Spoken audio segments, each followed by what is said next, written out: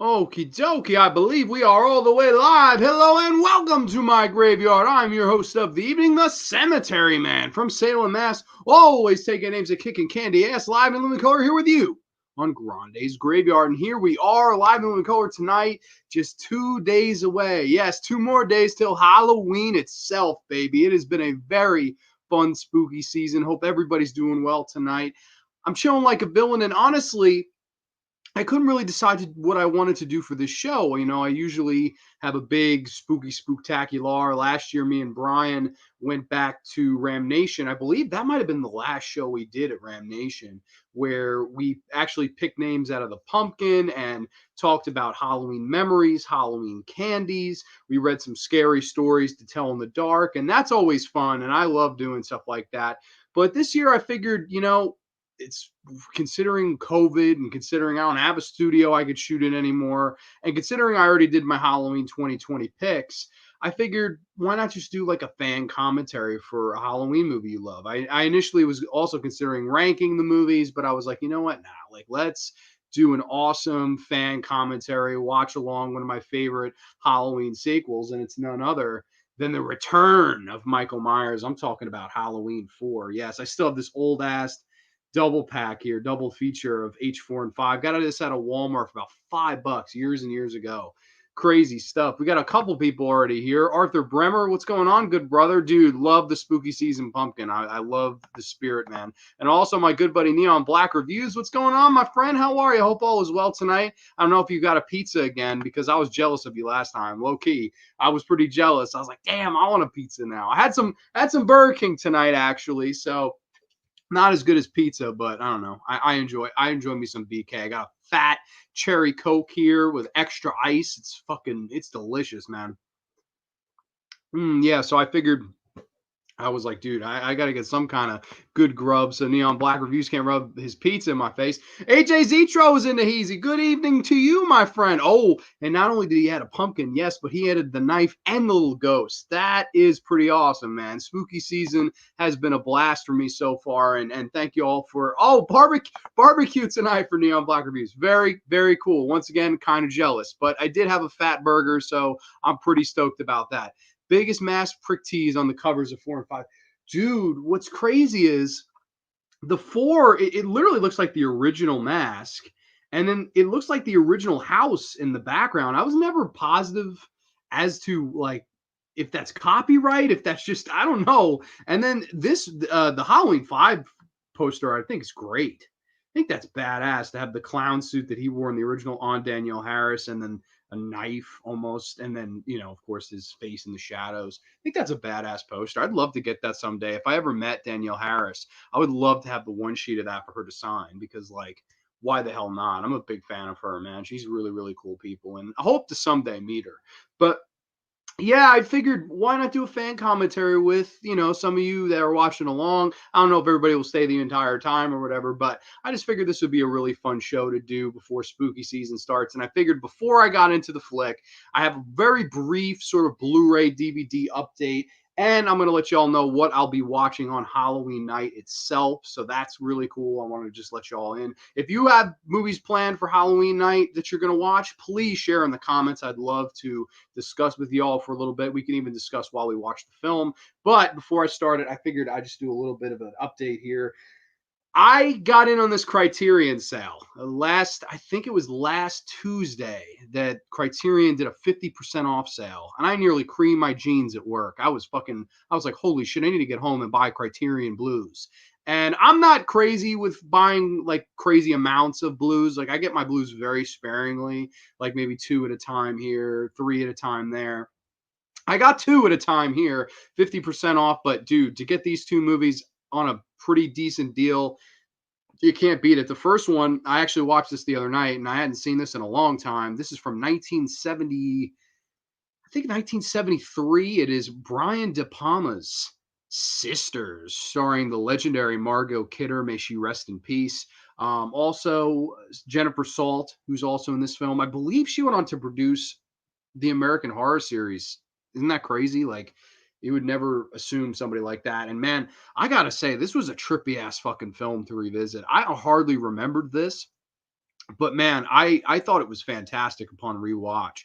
And man, the Criterion transfer as always was really good. This was a 4K transfer, looked incredible. There was a really good amount of features on this. There was a really good essay on the film and discussing the film's meanings and stuff like that. And it was funny when this film came out. A lot of people were saying, "Oh, De Palma is ripping off Alfred Hitchcock." I didn't get much of Alfred Hitchcock in this movie at all. Like I didn't get any really inkling of his style. To me, this felt very fucking Brian De Palma. And I even got some more like Otto Preminger in there. I even got Polanski, like those kind of vibes, more so than an Alfred Hitchcock when I watched this film. There's a lot of split screen shooting in this. That's awesome. A really creepy dream sequence. And overall, I thought really good performances by Margot Kidder as the lead, playing this crazy sister and this normal sister. And man, I don't know. I thoroughly enjoyed this. This was a really cool blue to pick up, and to get it that cheap, 50% off.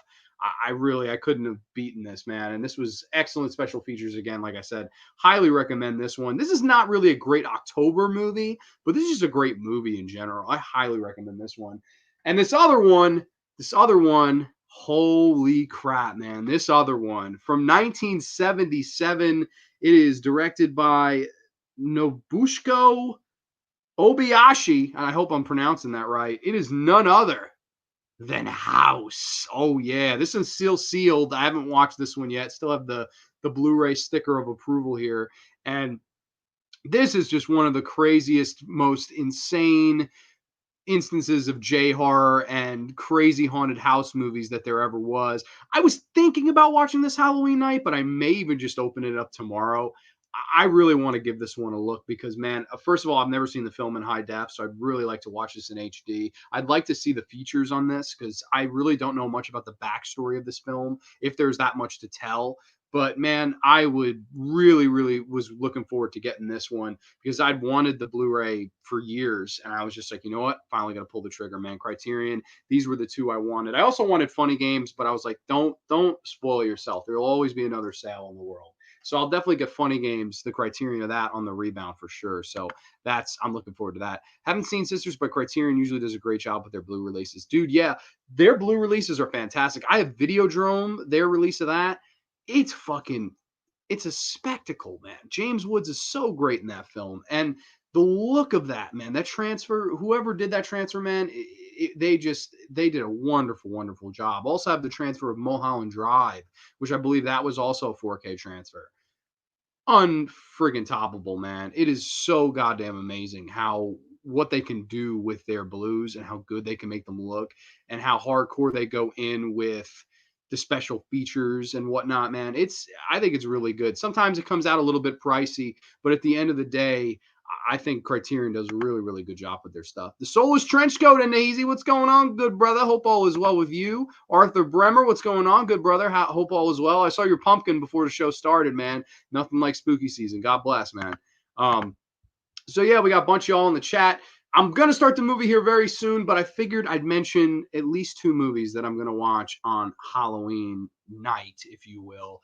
These are two I've had planned for a while because usually all month I'm like, all right, these I make a set list of ones I want to watch. I don't write them down exactly, but ones I keep in the back of my head. I want to watch that one. I want to watch this one, and this one, these two at least, I've been saving all month, and I'm glad that I made it this far because I was kind of afraid I was going to just splurge and watch them. The first one is none other than the legendary Tom Holland film Fright Night. Oh yeah, this is the regular standard blue. I never got in DVD, if you will. I never got in on that blue. Uh, I definitely would like to get on blue someday, but I remember that whole Twilight Times debacle and all that shit. Like, I remember at that time I was like, no, I'm sticking with the fucking DVD. And I love this movie. This is a great movie to watch on Halloween night. And I was just like, you know what? This year I want to do a really fun one. And Fright Night's one of those movies. So I'm definitely looking forward to watching this. It's been a few years since I've watched this. Last year I watched part two the week before Halloween, the original Fright Night part two, which I really liked too. And I figured this would be a really fun one to revisit on Halloween night. And I'll probably have a bunch of friends over watching movies all day and all night, eating pizza, candy, all that good stuff. And I figured Fright Night would be a prime selection to watch. So we'll definitely be watching Fright Night from '85. And this one, I've really been meaning to rewatch this, and there's no better time for spooky season to give this a rewatch. A movie that I find extremely underrated, and I know I've gone on and on and on about this movie, but I just love it that much, and I really would like to give this one a watch on the night to watch horror movies, and it's none other than Mother of Tears. Ooh, yeah, from 2007, the legendary Dario Argento's third and final film of the Three Mothers trilogy, unrated, uncensored, and raw as it gets, man. I'm a huge fan of this movie. I really can't wait to give this one a look on Halloween night. I think this would be a great watch, a really fun watch, and ones that my friends probably have all not seen this film. You know, they're very casual with their horror watching. My friends that live here, of course. But this is one I've just been meaning to watch. And I initially was going to watch it earlier in the month, ended up going with Deep Red instead. That was the Arrow Blue of that, which is, again, another incredible Blu-ray. Arrow does just a wonderful job with their stuff.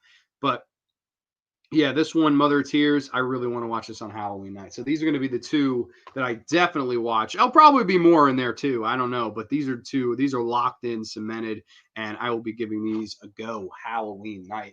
Now for the feature presentation, it's pretty crazy, man, because in all honesty, I have barely watched any Halloween films this Halloween season. I watched Halloween Resurrection. I watched Halloween H2O, and I have not watched any other Halloween movies until right here, right now with y'all live. Why? I don't know. I don't know if I was burnt out of Halloween. I tried to just keep it, I guess, fresh this year because I was like, you know what? I want to watch Fright Night on Halloween night. I want to watch Mother of Tears on Halloween night. And oh, I see that Aiden's going to be watching it on Halloween night. That's very cool. Very awesome. I will be watching it on Halloween night too, man. I cannot wait to bust out this unrated Dimension Extreme DVD and watch this on All Hallows Eve, man. I'm super excited. Mr. Need Gore's in the Heezy. We were talking just before I went live. What's going on, my friend? Love the spooky pumpkin. It's very, very festive. Very much love it. And dude, I was also watching his Funny Games review, another Criterion release. Incredible review, man. Igor's stuff is really, really good. And also tune in because he's doing a ranking of the series of the Halloween movies this Saturday, of course, Halloween.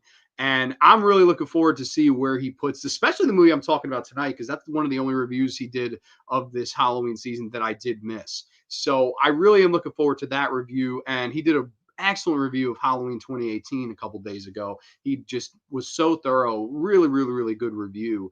And I was like, wow, man, you did a great job with this series. And next year, I know he's going to be doing an even more awesome series that he has a whole year to prepare for. So, Mr. Nigor, all the props in the world to you for you, man. Fright Night is one to watch on Halloween. Yeah, for sure. I always like to watch something fun on Halloween, like Night of the Demons 2, or even the first Night of the Demons. Just something fun, something just light, and something that I could watch with a group of friends and just laugh and have fun with. Like, it's not really Halloween night. I'll never really watch serious horror movies, like very rarely. I just like to watch ones that are fun, that are unique, and maybe have some jump scares in them. That's just kind of the way I roll with that.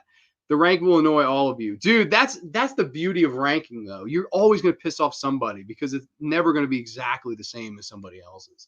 You son of a bitch! I had Halloween 4 at the number 3 spot, not the number 5 spot. Like, dude, chill. Like, why didn't everybody just chill? Like, it's his list. You know what I mean? Like, I get a good kick out of some people that just lose their shit over bullshit like that, man. It's kind of a riot, but I don't know. That's the way ranking videos go. One day I will rank the Halloween films. I was thinking about it tonight, but I figured instead we dip right into this one, baby. I think we dip right into, in 1978, he changed the face of Halloween forever. And tonight on Grande's Graveyard, live in living color here with all of you, he's back. Let's fucking get it. I got the PS4 controller. We're about to hit play here.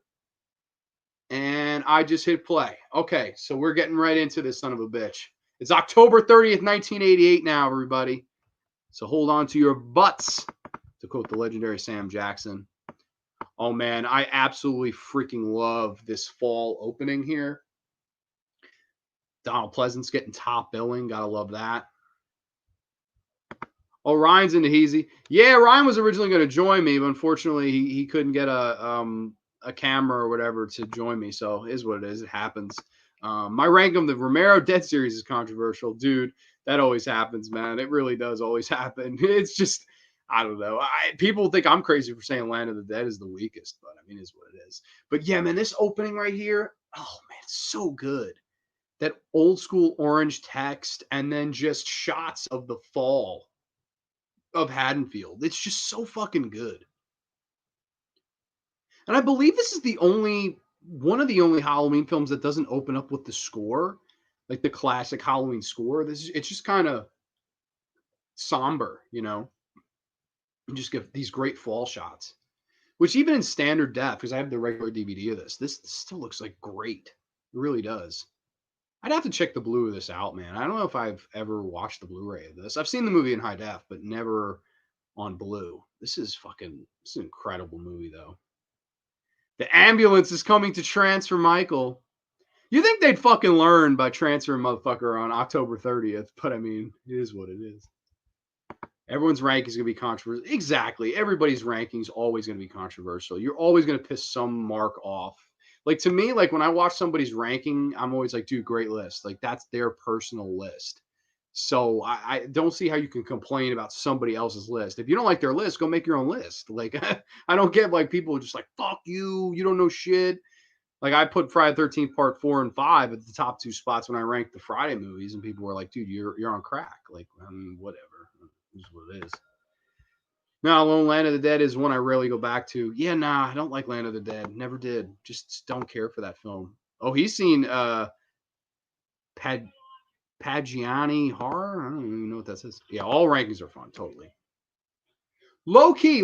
Really like this security guard. I don't know the actor's name, but he's fantastic in this.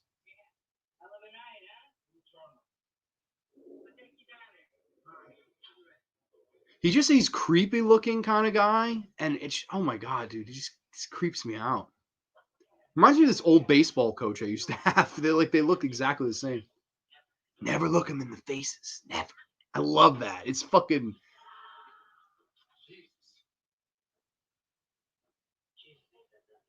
The guys goes Jesus ain't got nothing to do with this place. Like, I love this guy is fucking fantastic,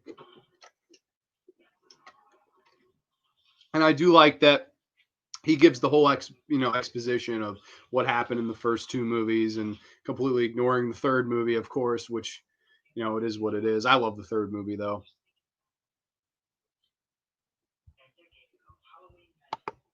Dude, love the Night Guard. The Night Guard's so goddamn good, man. He is fantastic. He almost steals the opening of this movie. The actor did a good job, and some of the atmosphere in Forest Stallman is amazing. Yeah, it really is. The atmosphere in this is so goddamn good. That damn guard giving an explanation is hilarious to me. Dude, yeah, I like him a lot. He gives a really good performance because he looks fucking terrified. He's like, this is no joke. It's a really underrated performance, even though it's really brief. I also really like as this movie goes on, you get the old man in the car with Loomis, and you're hunting it, ain't you? Damnation Armageddon. It always has a face and a name. I adore that scene, man. This movie does characters really well. Like you remember all of them. Brady, remember the cop's daughter, and cops do it by the law. Like you like characters in this movie are off the charts. It's probably the most 80s Halloween film, I would say. Like two and five are have 80s elements, but this one feels very fucking 80s to me. I'm checking Michael's blood pressure. That's never a good idea. Part three is one of my favorites, dude. Yeah, I love part three. In a lot of ways, you could consider this one to be the first real reboot of the franchise. Like in a lot of ways, four is a reboot of the franchise. Then H2O is a reboot, then the Rob Zombie remake is a reboot, and then there's like four reboots in this series. It's weird. None of them better than this one, though, in my opinion. I think this is how you do it.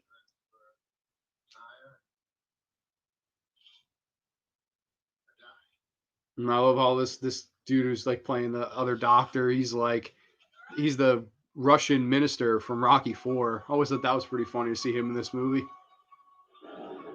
He dealt with Drago, he dealt with Rocky, and now he deals with Michael Myers.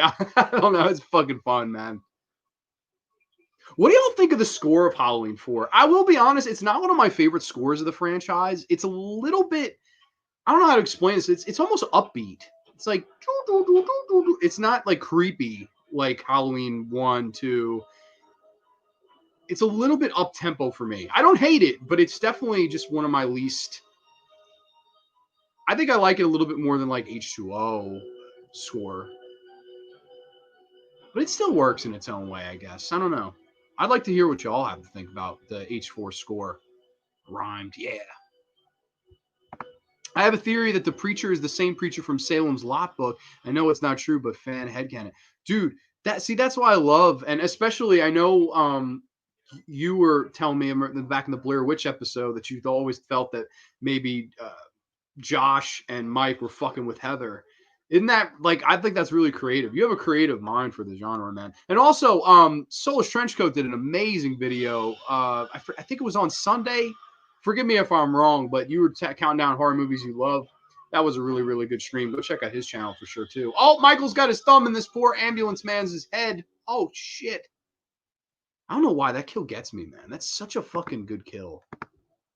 Brilliant Trench. If anyone has Trenchy's review for Halloween 4, watch it. Oh, dude, for sure. It's decent, but I love the Halloween 3 score more. Yeah, no, Halloween 3 score is fantastic. Halloween 3 score is incredible. It's very synth heavy in part 4, not my favorite. Yeah, I'd agree with that. I would agree with that. It's not bad by any mean. It just doesn't have that like tension to it. Like the first Halloween 2, I love, even though that's synth heavy. I really like that one. Oh, Ellie Cornell. Oh my God. I love you, Ellie. If you can hear me, I love you. All right, I'm sorry. I love Ellie Cornell. I can't help it. I'm a mark for Ellie. Okay. I love her. I would marry her to this day. I like the scores for 1 through 5 for sure. Yo, definitely, man. I think I will say the atmospheres for these films 1 through 5 are the best. Like I don't even know outside of those movies if you ever had atmosphere as good as those 5 because they all feel like Halloween movies to me. Halloween 6 is the first one. It feels very grungy. It feels very mid 90s. It feels of the era. It feels very Nirvana. And that's not a bad thing. I think it's a good movie and I think it has a good atmosphere. But I think nothing comes close to the first 5 having good atmosphere. As for the score, I think the first 3 have always had the best score. Personally, I like those movies for the score.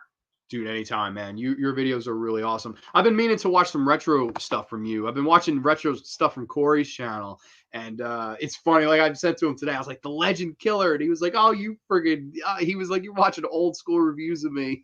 I was like, "Dude, why the hell not, man?" You guys have a lot more older content than I do, for sure. I deleted a lot of my old content. I don't know. It kind of stunk. I felt. Miss Danielle Harris closing the window on a dark, stormy night. Isn't it amazing how beautiful Danielle Harris grew up to be? Like when I was a kid, I mean, I was around her age when I was watching these movies, and I was always like, "Oh man, like she's awesome." And then when I watched Rob Zombie's movie, I was like, "What the fuck?" Like I was in my teens, and then obviously she's playing a teenager in high school, and I was like, "Yo, that's the same chick!" Like, dude, I was so mind blown the first time I knew that. Beautiful girl and a really wonderful person. I've heard really nothing but good about Danielle Harris, man. I heard she's the nicest, most classiest girl to meet at conventions and whatnot. Dude, yeah, I love Ellie Cornell, especially in this movie. I think she's beautiful. Also, really like in part 5 when she's like running around after getting out of the shower and shit. She's a good looking woman, man. I love Ellie. She deserved better than House of the Dead too, though. I'll say that, man. When you commented on the older video when I went and made the Rocky Horror review unlisted. Oh shit, did I? No. Oh no. Let's get a special review next month. Ooh, very interesting. Let's do the time warp again, good brother. My old content isn't horror related. I was in high school when I started, just threw shit. Dude, yeah, I was in high school too when I first started this, and I still did horror reviews and stuff. It just wasn't as good. I don't think I had really grasped how to review and keep the pace, I guess, of reviewing. I don't know how to explain it really. It wasn't until I started at Ram Nation where I really discovered how you should really do broadcasting and reviewing movies and talking with an audience. I think that's really where I learned it more. Public speaking class. I loved the challenge of it. I think it's such a fun medium to tackle. Even if I'm bad at it, even if, I'm not the greatest at it, it's just kind of fun to do. It's like a hobby that I just love doing. I don't get paid for this. I don't give two shits. This is all about passion, selfish passion. And I will be the first one to admit it, man. I do love it. I do think some of the scenes in this too. Oh shit, Michael's under the bed.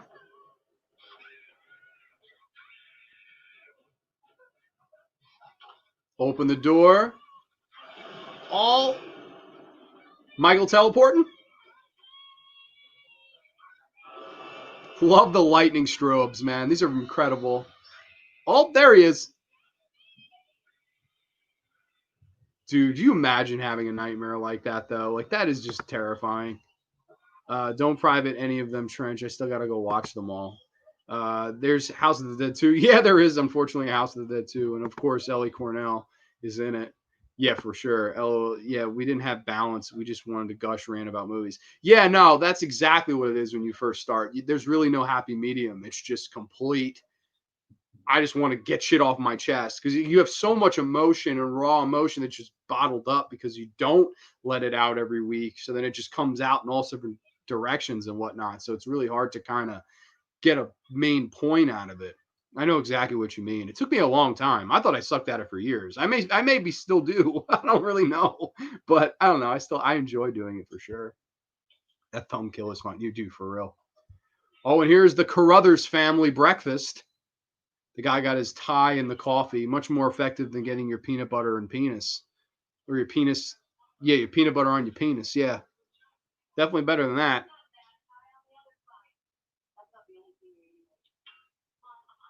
Oh, Rachel's on a diet. Everybody watch out. Ellie Cornell before carbs.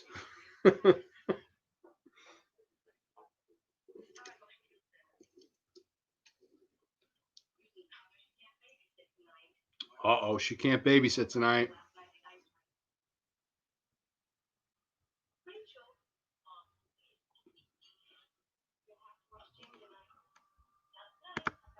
God bless Soulish Trenchcoat. Thank you, man. I appreciate it. I don't know. I just throw shit at the wall, just like Nigor said, right? I mean, it is what it is. Oh, hey, Danae, what's going on? Hope all is well. 2 days away from All Hallows Eve. Friggin' stoked, man. It has been a really, really fun spooky season. Absolutely had a blast, man. Ellie is an anoinker, dude. I love me some Ellie, man. Ellie deserved better than Brady too. I'm just gonna go out and say that, man. She deserved better than House of the Dead too. She deserved better than Brady, and she totally, totally deserved better than Uwe Boll, who freaking stinks.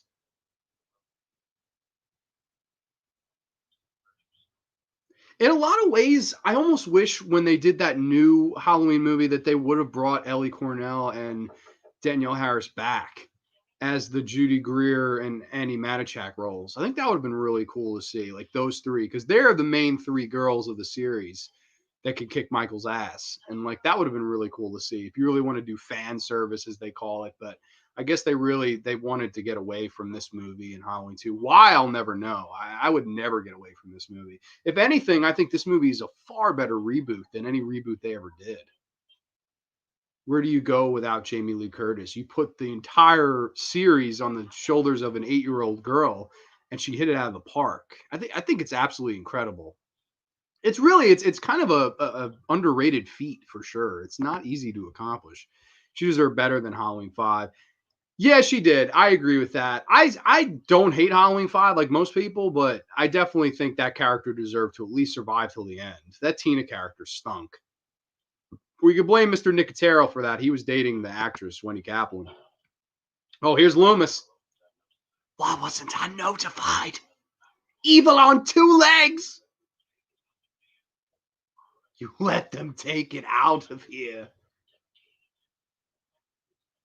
Man, Donald Pleasance. See, another thing that all these sequels and reboots and stuff don't have is that son of a bitch right there. Donald Pleasance. You cannot recapture his presence. The Pleasance presence, if you will, man. You can't recapture it. Do you know the date? Oh, it's the best. I always thought it was funny too how they both survived. Like as a kid, I never was like, "Oh wow, they both survived." Like as a kid, I was like, oh, "Of course they survived." It was only a mild explosion. I don't think the burn effects are bad on him at all. I think they're pretty interesting. His fucking face, it looks like it's all deteriorated except there's a little spot in his hands and shit. He gives a really good performance in this, Donald Pleasance. He's fantastic. He deserved the top billing. I like Halloween 5, but don't love it. Dude, yeah, I can understand that for sure. I just think it gets unnecessarily fucking shit on. Like, there's a lot of problems with it, but I'll watch it way more than I'll watch any of the movies pretty much after 6. Like, I've seen it way more than H2O. I've seen it way more than that remake. I've seen it way more than 2018. I don't know. I just rewatch it a lot. I believe 2 years ago I watched it on Halloween night with my friends, and we had a good time watching it. It's just one of those movies. I think it has so many like minor problems that people are just like, "All right, fuck this movie." I think it has some pretty good kills and it has memorable characters and a good atmosphere and a really fun finale in the Myers house when Michael's stabbing that laundry chute and Jamie's stepping on the knife stabs to get up the laundry chute. I remember as a kid being like on the edge of my seat watching that. It's really effective. We're at the ambulance crash site. I've seen bodies get thrown 60 feet from an ambulance. Pleasance is like, he's already gone, you dumb bastards. Donald Pleasance is great in Phenomena. Bro, I love Phenomena. I watched Phenomena right at the end of September, so not quite when spooky season had started, but I absolutely adore Phenomena. That's a Blu-ray I need to fucking get. I see that they keep releasing all these 4Ks. I'm waiting almost for them. If they do that one on 4K, I'll just get that and hold off on the blue. Because I know they did Suspiria on 4K, and I bought the blue right before they announced the 4K. So I was like, damn, I would have just got the 4K, but is what it is now. I'm definitely gonna pick that one up though soon. Oh, I like Halloween 5 and Tina, but Tina didn't add anything. If you gave Rachel Tina's death, it would have given Rachel heroic death and been more. Completely agree with that. I 1,000% agree with that. I think that's exactly what they should have done. Just switch their roles somehow. I guess their idea was to shock the audience, be like, "Oh wow, they killed Rachel," but it just no, it just didn't work for whatever reason. The human being of him died years ago. If you don't find him in 4 hours, I'm sure I will. This man was a legend. I think he would have been 101 years old this year, I think. Absolute legend, man. Ooh, Michael's in a parking garage.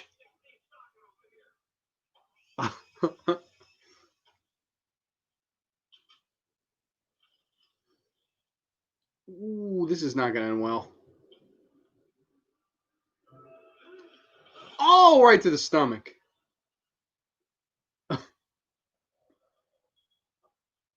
Kills in this one are pretty underrated. I like the kills a lot in this one. Ridgemont Federal Penitentiary Sanitarium. No, I always thought this one was really, really well directed. I believe this was Dwight H. Little. He did a wonderful job directing this movie. He didn't do too much after. I believe he went on to do the Anaconda sequel, The Blood Orchid. I think he did that one. That was a fine sequel, nothing terrible or anything, but man, it's incredible that he did a really really wonderful job with this movie. I always thought the writer did a really good job too. What was his name? Alan B. McElroy. This was right before the writers went on strike in 1988, and he wrote the script in apparently like 2 days or something ridiculous like that. That blows my mind because the dialogue in this movie is so memorable.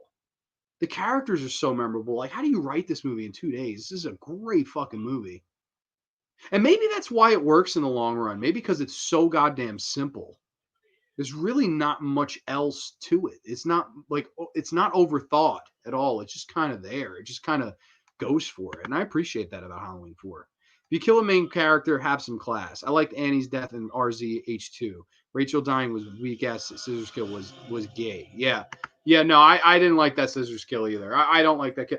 I will say though, and I know a lot of people disagree with me on this, I always loved how they dispatched of the Dream Warriors in the Dream Master. I always thought that was genius how they did that. Even though I love Nightmare on Elm Street 3, I thought how they dispatched of them was really like it made Freddy like more badass. Freddy was like, yo, I just took them out. They just took me out in the previous film. Bam, I just took them out just like that. And now who's going to stop me? And it really puts Alice over in that. Like, I think her character, that movie's all about her and her overcoming him. And man, I think she does a wonderful job, Lisa Wilcox. I'm a huge fan of The Dream Master. That's probably my favorite Elm Street sequel. I think it's just wonderful, man. Really, really good flick. Yeah, it's crazy. He did. Yeah, he wrote it in 2 days. How is that even possible, man? It's so crazy. Right or Wrong Turn. Halloween 4 went on to do Wrong Turn 1. That's very interesting, man. Yeah, I really like Wrong Turn 1 for sure. That's the one I should have watched this year for sure. I was thinking of doing a franchise retrospective of those, but man, I don't know. I rewatched part 3 and I nearly had a brain aneurysm, man. I was so angry. I feel the same. Dream Masters is my fave. Dude, yeah, I love the Dream Master. I think it's just fantastic. Wonderful, wonderful movie. That's one I'd love to do a commentary of. Me and Nate did one right when the pandemic started on Instagram together. And it was a lot of fun, but we didn't save it. So I would love to do that commentary again.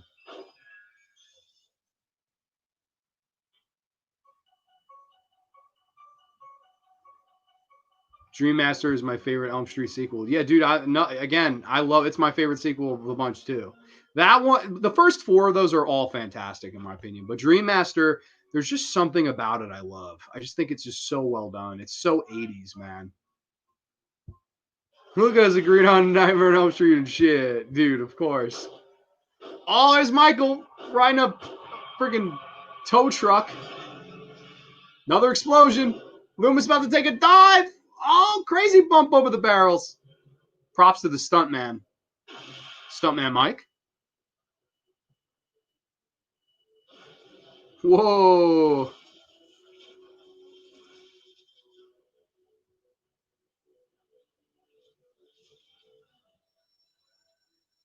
Dude, another thing with this movie, this right here, I'm at the scene where Jamie's leaving class. Nice, innocent Danielle Harris. And everybody and all these fucking mean kids being like, your mom's dead. Like, what the fuck? What kind of mean kids are you, dude? Dude, what the fuck?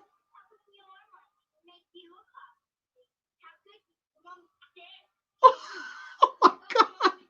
How come your mom didn't make you a costume? And the other kid's like, cause she's dead. Oh my god. It's so fucked up. Kids can be cruel, but I don't know if there's ever been kids that are that cruel. Dude, you just want to cry for Danielle Harris, man.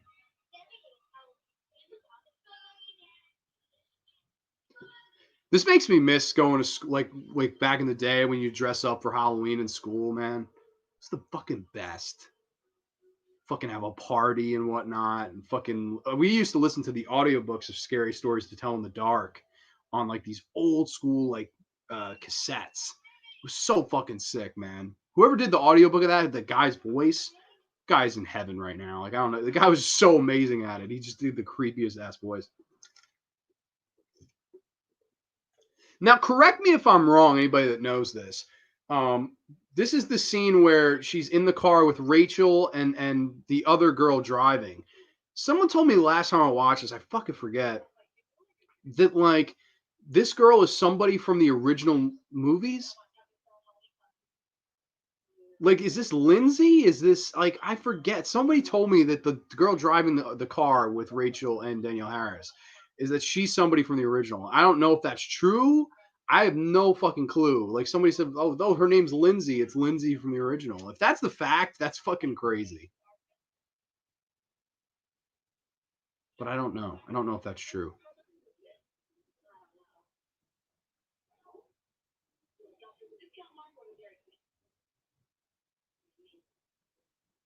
Dairy Queen or the discount mart? Very fucking tough question to give an 8-year-old kid, man. Jamie's mommy's a mummy. Dude, yeah, like what the fuck? These kids are so fucking mean. I don't ever remember that. That's true. Oh, so it is Lindsay Wallace from the original. That's confirmed. I've never confirmed it. I don't know. Like I've never like somebody told me that the last time I watched this, and I was like, wait, is that true or am I just being fucked with? Oh, Wade with the sunglasses. That's Lindsay, I guess. It's not Tina, even though they look almost exactly the same. Yeah, that's the weirdest thing. She does look exactly the same by Wendy Kaplan. I was like, I always thought maybe that was Wendy Kaplan and they just recasted that actress. She's not in any other scene in the movie. So it's fucking kind of strange. And she seems perfectly fine considering of what happened 10 years ago and, in the Halloween universe. Wade's about to make his move. Yeah, fuck off, Wade. Oh, Arthur said it. Fuck off, Wade. That's classic, man. I love it. I don't know where they shot this, but I really like the look of Haddonfield in this too. Vincent's Drugstore. Has a very good gothic October look to it for sure. The character name is Lindsay. So I guess that has to be her. I just never noticed until somebody pointed that out to me. I think it's a really weird like nod to the original because I never fucking noticed it. She's never like, oh, when I was a kid. I'm sure that character will be in the new Halloween, Halloween Kills. Everyone's coming back. Lonnie from the original is coming back in the new one. You fucking believe this shit, man? I don't get it. Everyone's like, bro, Lonnie's coming back. I'm like, dude, what the fuck are you talking about? Like, why? Why does Lonnie have to return? He didn't even do anything. Oh God, I don't know. I thought that teaser sucked. By the way, everybody was like, "Oh, the teaser." No, I'm good, man. I'm fucking good. Uh, well, they were gonna bring her back, but the actress didn't want to do or something like that. Okay, fair enough. Supposedly they wanted to bring Tommy and Lindsay. I believe Tommy is in there somewhere too. Tommy's in Halloween 4 too. See that I didn't know either. Where? Which cat? Like it's so fucking. It's so under the radar. They shot H4 in Salt Lake City. Really? That's interesting. I have to fucking say the standard depth version of this movie is fine. Like I swear to be watching in HD anyway. Like it doesn't look bad at all. It looks really good. This is like not even worth an upgrade to me, unless the blue looks that good. I don't know, man. I'm so off the Halloween hype train after that first movie. I'm afraid it's gonna be the last Jedi of Halloween movies. I'm really afraid. Like, why the fuck are you bringing Lonnie back? Like, what the fuck? What? I don't get it. And everybody's like, oh man, it's gonna be brutal. I'm like, dude, but y'all bash Halloween 2 for being brutal. What are you talking about? I don't know. I'm nervous, man. I'm very nervous for that movie. I feel like I'm just gonna be like not with it. It's gonna be brutal in a good way to some, and then brutal to me in the bad way. Well, Michael's got his mask though. Love this mirror scene where she sees young Michael and now grown up Michael.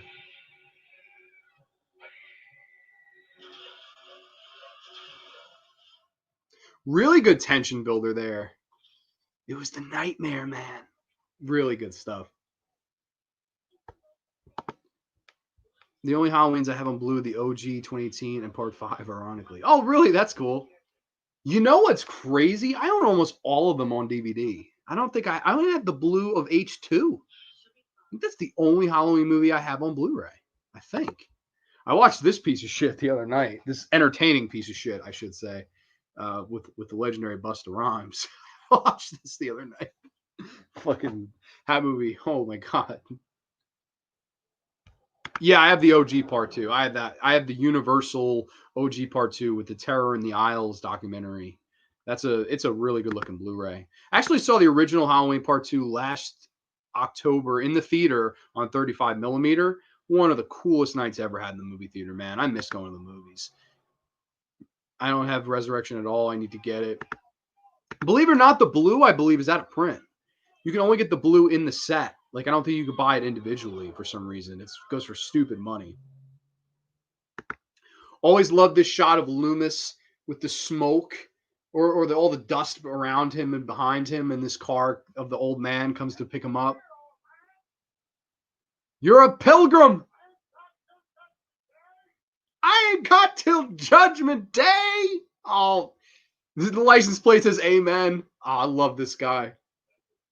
Little heart on the windshield. The beautiful, beautiful river. I love Jesus, believe in the Bible.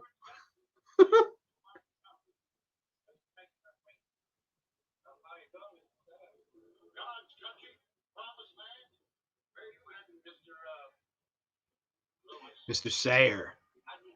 Sam Loomis. You're hunting it, ain't ya?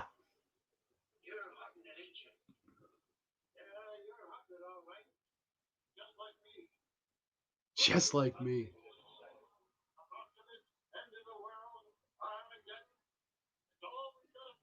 Armageddon, it's always got a face in the name. Really another underrated part of this movie. I love this character. This was written in 2 days. Like, how's that possible? This would take me 2 years to write a scene this good. I only own Halloween 78 and Halloween 3 on Blue. Yeah, I should upgrade. I know Halloween, the original, just came out on 4K. I would like to get that. I want the H3 Steelbook. I want the H2 Steelbook. Resurrection is hilarious garbage. Yeah, it is.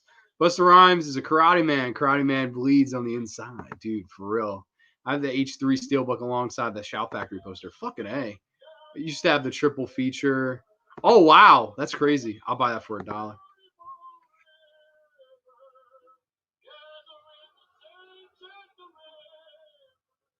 Nighttime. Night is fallen in Haddonfield. Again, great shots, great cinematography of these kids throwing toilet paper around the trees. Like, this is really, to me, the scope of what Halloween looked like when I was a kid and when we would go out trick or treating. Like, this shot of the street right here, it just fucking really gets me. Yeah, sing it, Arthur. Gather at the river, the beautiful, beautiful river, and the saints. Oh man, that's just a classic scene.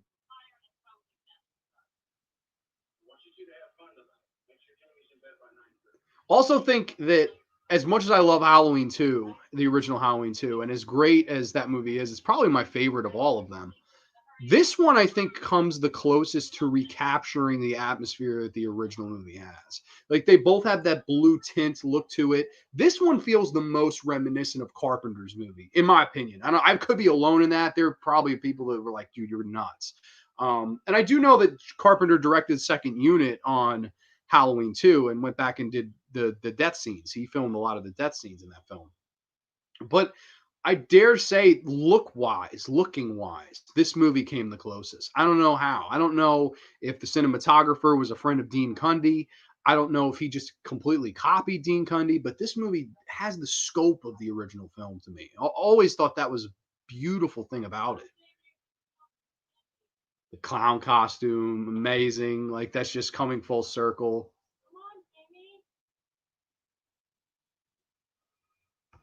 It's great because Loomis finally finds someone that understands him. Yeah, exactly. I think that's the beauty of that scene. Like, everybody's always like, "Oh, this crazy old fart," and then there's some crazy old fart literally picks him up, and he's like, "I know you're one of me. You're one of my kind. Come in. Let's talk about old times."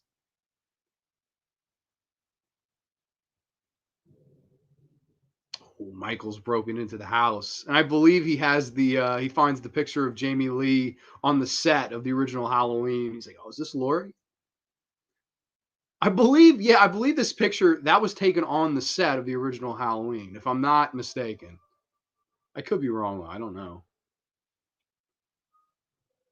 Oh, and the picture of him as a kid. What do y'all think of George P. Wilbur as Michael Myers? I would say he's probably my third favorite Myers behind Dick Warlock and Nick Castle. Loomis is here to see Sheriff Brackett. Sheriff Brackett's gone. Bo Star. Is it Bo Star or is it Bu Star? I never know. Bo Star is here. Sheriff Star. You know what's funny about this guy? He actually showed up years later on a Masters of Horror episode. I think it was the Argento one, Jennifer, and he played the sheriff in that or something. Or I think, was it that one or was it Deer Woman?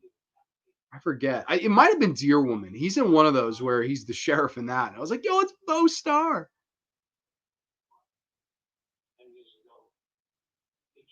Loomis is pleading his case. Why would Jamie have a picture of Michael? Yeah, for real. I don't know. Weird.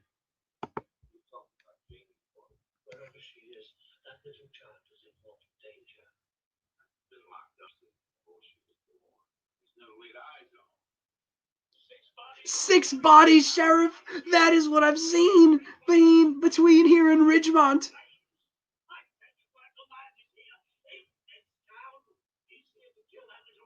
And anybody who gets in his way. Amazing. Love that. Wilbur was fine. Wouldn't have been so stiff if they had padded his outfit out to be more buff. Yeah, I do think that the look of it is a little off. I know a lot of people hate the mask in this one. I don't think it's anywhere near as bad as the mask in 5 or the mask in H2O. The mask in H2O is the worst, as is Chris Durand. I think Chris Durand is the worst Michael Myers, the guy who played him in H2O. He was terrible. I mean, terrible. Movement wise, selling wise, the fucking mask, the eye holes. Oh my God, what was the point of him even wearing a mask? The CGI mask, do I need to mention? I mean, the mask and Michael Myers in H2O are the biggest problems of that movie. It's so fucking bad. Dude, I love Deer Woman too. Deer Woman's fucking great, man. Brian Benben fucked the world. Absolutely love him. Wilbur is fine. Yeah, I agree. Love these old Ben Cooper costumes. Oh, yo, hell yeah. I'm so glad I'm not alone. It's so hilarious. Dude, yeah, Deer Woman is so much goddamn fun. John Landis is a genius. I think Deer Woman is a really underrated episode of that series. Our good buddy, I don't know if he's in the chat right now, but Neon Black Reviews just did a review of it not even a month ago. And it was fantastic. He's doing the whole series of that. So definitely check out his content. Really good stuff. So here's, I believe, the same kid who was making fun of her before in the Frankenstein mask, who said that, oh, your mom's dead and all that shit. And she's like, oh, can I go trick or treating with him? I'd be like, yo, fuck this kid. Little fucking piece of shit. I love Frankenstein, but this little kid's an asshole, man. Oh, shit. Cops do it by the book. Oh, no. Tension's about to go down here in Haddonfield in the love triangle here. Ellie's like, Brady, you son of a bitch. Sasha Jensen's fucking great, man. I don't know if anybody's seen interviews with him, but he seems like the most pleasant, fun guy in the world. I love Sasha Jensen. He also, around this time, did an episode of Monsters with Ashley Lawrence from the Hellraiser movies. And it's probably my favorite episode of that show. It was called Match Game. And it's basically Sasha Jensen, Ashley Lawrence, Tori Spelling, and like one other kid. And they all go into this old, like, haunted mansion. And they light matches and tell scary stories. And whenever the match burns out, somebody else lights another match and the story keeps going from that person's perspective. And basically, their story that they tell comes to life and they get attacked in this haunted house. One of the best episodes of television of all time. And having Sasha Jensen, Ashley Lawrence, Tori Spelling, just like a great 80s cast.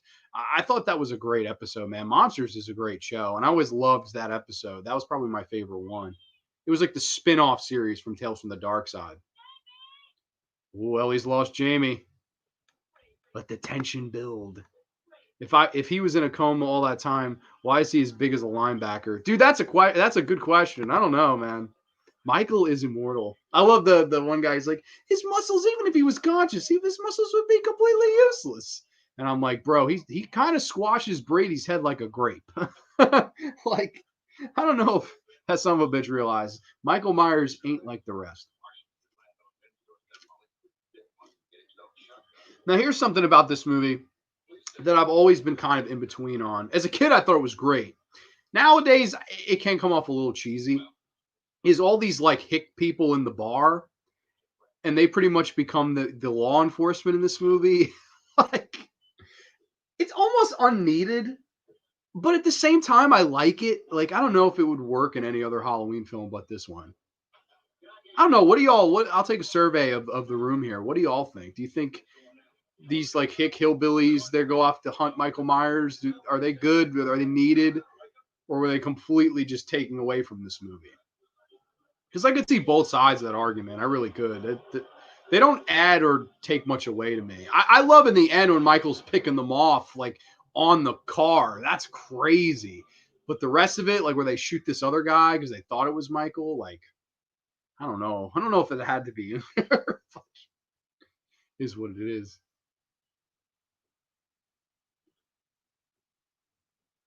They're in the Carruthers house now. Mr. Loomis and Mr. Starr.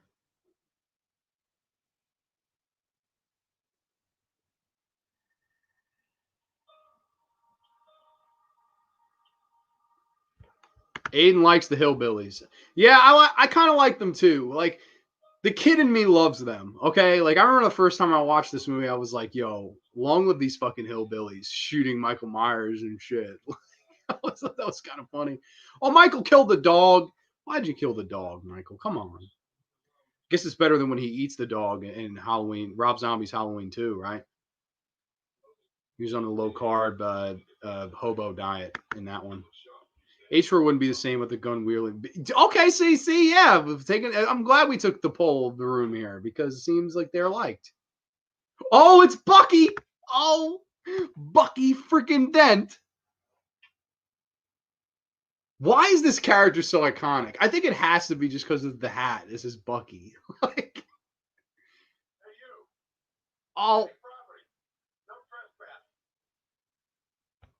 damn hillbilly's coming, some random guy in the bushes, dude. Yeah, I don't know. It's like I can't defend it, but there's a charm to it. Like I don't know. Yo, where is Bucky? Why doesn't Bucky do conventions? Can somebody tell me this? Like, who the fuck wouldn't want to get their picture taken with Bucky? I feel like that guy would make a killing at conventions. Oh, Bucky about to get body slammed. Oh, shit. Ooh. There goes all the power in Haddonfield. Bucky fucked up.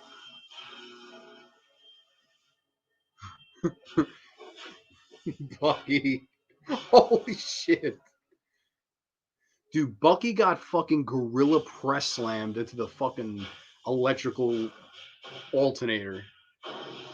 Holy shit, that generator went up in flames, man. R.I.P. Bucky. I'm gonna write that in the chat. R.I.P. Bucky. he was a brave soul. Fucking Bucky.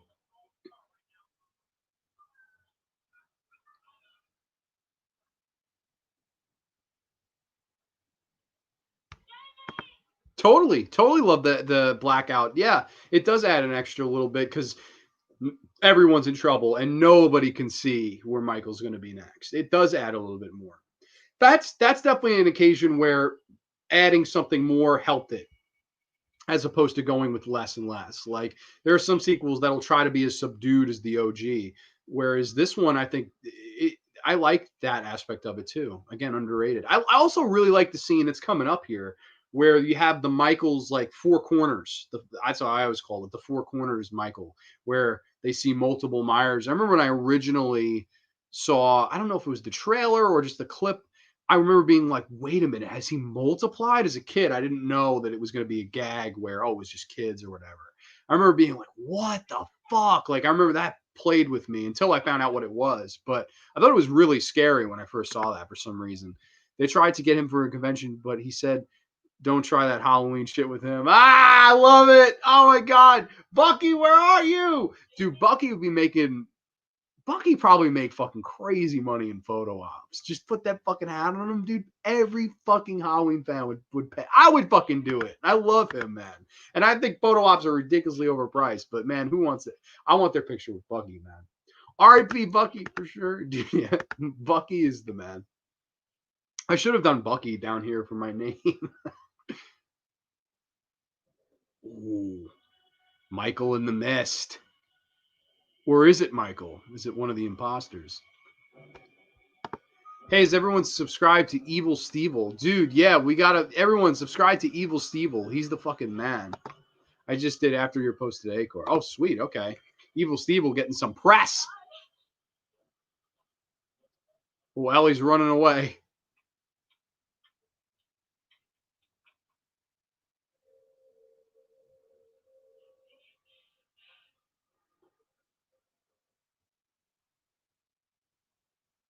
Dude, that would be so scary if you fucking lost your sister or whatever. Like when you were going trick or treating, like I couldn't imagine if I got separated from the pack.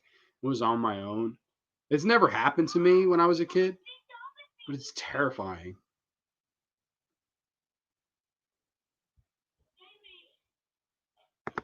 He's been working hard on that Halloween anthology. Want to make sure the homies know, dude. For real, yeah, absolutely.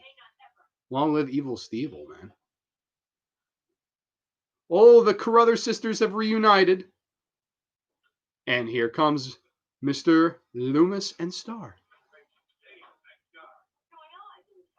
And here you're going to get that awesome scene with all the four corners of Michael. Really like this. Again, kind of gimmicky. I could see how people would go, oh, that's fucking, it doesn't, nothing comes of that. But I don't know. When I first saw that, I was terrified.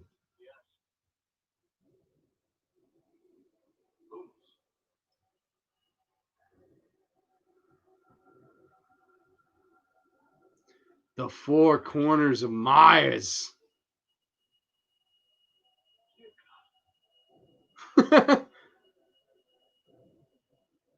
Oh my God, dude. Hey, don't shoot. That's exactly what that guy from Halloween H2O should have done. Should have took off his mask and be like, bitch, don't shut my head off.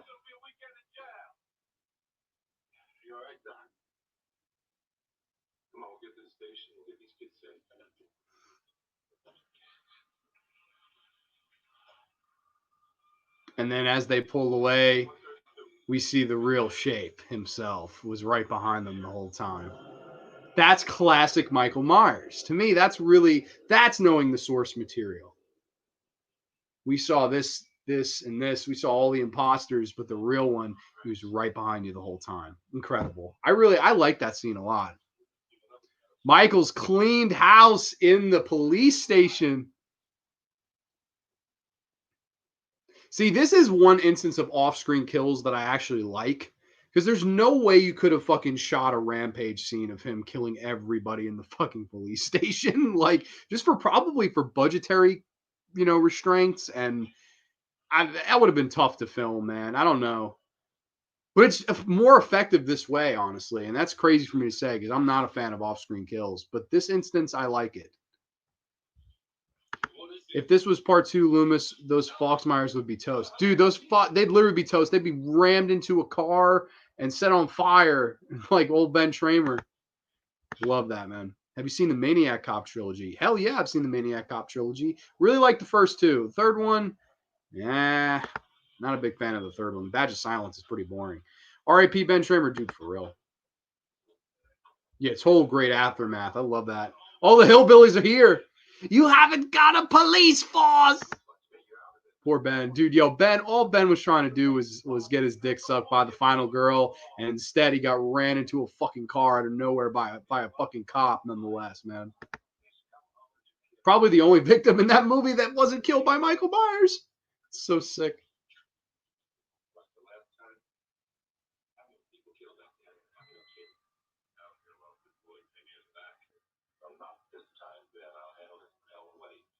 So this guy, the lead hillbilly, lost his boy on the original movie. Which one was his boy? I don't know. Like they don't ever explain that. Was it Bob? Was he Bob's dad? Got your ghost, Bob? I don't know. Like it's funny, there's so many nods to the original in this, but they don't like acknowledge it. It's almost like, oh yeah, that's Lindsay Wallace. I remember being like, what? Like, motherfucker, tell me a little bit more clearly than that, man. R.I.P. Ben Tramer and that poor idiot in the bushes. See the poor idiot in the bushes? They give some stupid explanation too as to why. They're like, oh, he was drunk and his wife was mad at him or something. So fucking stupid. But I love it. I don't know. Ted Hollister Trench, I think. Oh, that's the guy's name? Oh no, you're talking Trench. Okay, I'm sorry.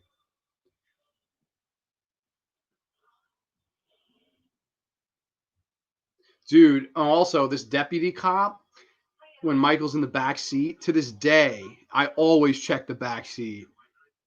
Just because of that. Like, if that cop would have just checked the back seat, man, who knows? Like, that always creeped me out. Michael can always be in the back fucking seat. Same thing with the original film, though. I guess it was the fact that you actually see him laying down. I remember always being like, oh shit. Oh, guy in the bushes is Ted. Okay, yeah. Yeah, I wasn't sure like who the main hillbilly dude is related to from the first one. I'd assume Bob. That's the only other kid, right? I mean, maybe it could be somebody who was in the hospital. Oh, this dumbass is getting shot in the bushes.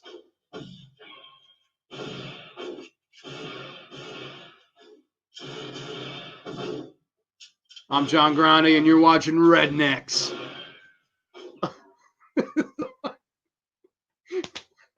Fuck.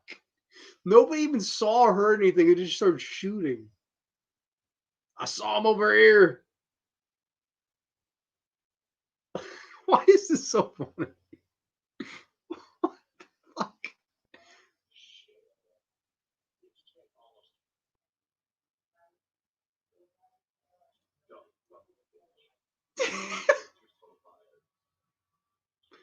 R.I.P. Ted. You dumb son of a bitch. You said it was Myers. Oh, shit. Then he's getting steamy by the fire with old Brady and Kathleen Kinmont.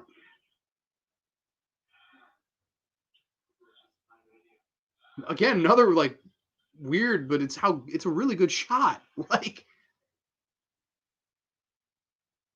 oh, titty time. Holy shit. Poor Brady. I wish he at least would have got lucky before Michael squishes his face. He deserved this, man. Even though he was a piece of shit that stabbed Ellie in the back, man, he deserves one last bit of loving before he got killed.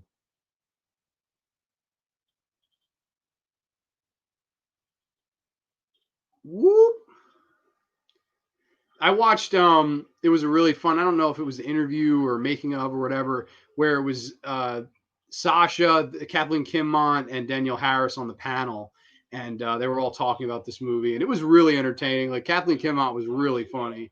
She was calling Danielle Harris a slut and everything. I was like, oh shit, like Brady got the best gals in Haddonfield, dude. Yes, he did. Brady will go on forever. See, that's one of the things with most of the sequels after this. The characters aren't as memorable as somebody like Brady. Like I don't remember anybody in the new Halloween film that was as fun or memorable as Brady. Like none of them. Even I would say Halloween 5 is more memorable. I remember those two blonde generic teenagers in the barn. What was it that was actually pretty well done scene? Like I know people hate it, but I thought that was pretty creepy. And the rake, as he's fucking her, gets fucking stabbed with the rake. I remember as a kid being like, holy shit, he didn't even wait till he was done. Honestly, though, Brady should have got more. Like Brady, oh man, Brady barely got to second base before Michael Myers threw his ass out. It's Brady a gun. You want to tell me what the fuck's happening? Brady's like, shit, man. I wasn't planning on using this gun tonight. I wasn't planning on using the other gun. Brady's trying to call his parents, and this cop's like, nah.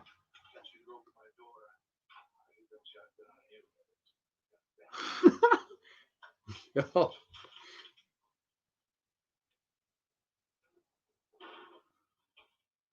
Yeah, Tina's unforgettable, but in a bad way for sure. Like I hate that character too. She's the worst thing probably in that movie. But I don't know. I guess I always remember Mike. I always remember Mike with the car. All right, asshole. Trick or trick. And then Michael stabs him with that like garden utensil. Like, oh my god. I believe K and B did the effects for that. I always thought that was an incredible effect. A kill nobody ever mentions. I love that kill. Brady earned that head crush though. You can't cheat on Rachel. Exactly. See, exactly my point. Like while he died, I'm sad, because he should have got lucky with Kathleen Kinmont, but he did get what he deserved, and that's what happens. Unlike the character in that new movie, man, that guy he threw that girl's phone in the pudding, and he survived. He survived the movie, cheated on her, and survived. Isn't that crazy? I feel like though they'll bring him back to die in the fucking new one for sure. Neck crush? I thought it was more of a head crush. You get like his eyes, he starts spitting out the blood. It's incredible, that scene. I like how the rest of the night she never puts on pants, even though there's a bunch of people in her house. Dude, that's a true horror through and through, man. Can't stop a hoe from being a hoe. Oh, we're nailing in the closets here.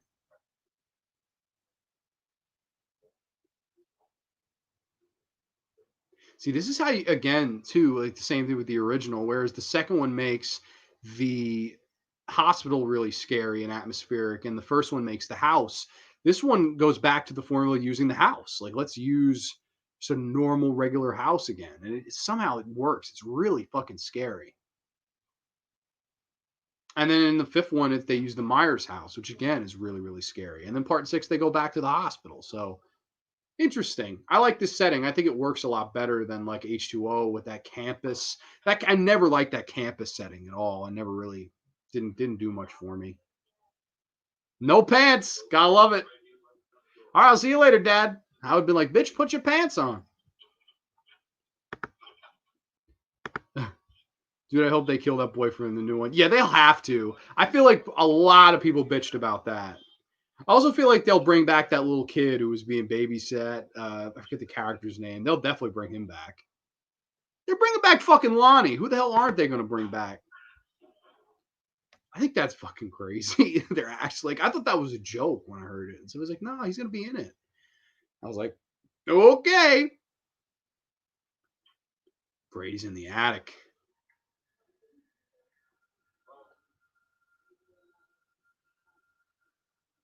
Creepy.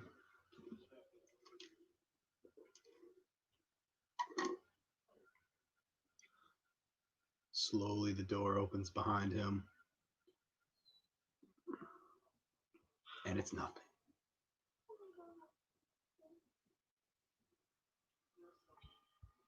Can we appreciate the fact that in the 80s they would put a Spaz 12 shotgun on anything? Dude, for real. Different times.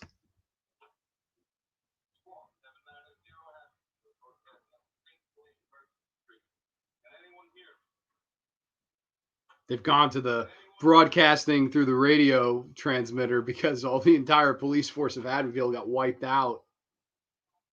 It's so crazy.